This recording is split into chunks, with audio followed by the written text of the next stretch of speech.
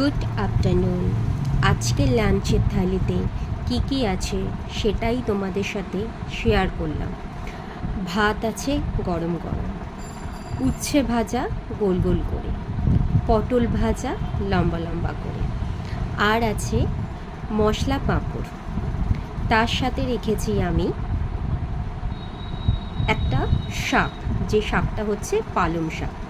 আলু বেগুন দিয়ে এটা রান্না করা হয়েছে। এর সাথে আছে বেগুন, যেটা আমি বানিয়েছি সর্ষে পোস্ত কাঁচা লঙ্কা দিয়ে, আর আছে আলু পোস্ত কাঁচা লঙ্কা বাটা দিয়ে। এই ছিল আজকের দুপুরের থালি। তোমাদের কেমন লাগলো অবশ্যই কিন্তু কমেন্টে জানাবে। যদি ভালো লেগে থাকে আমার পেজটাকে ফলো করতে কিন্তু তোমরা ভুলবে না। Thank you for watching. Tata.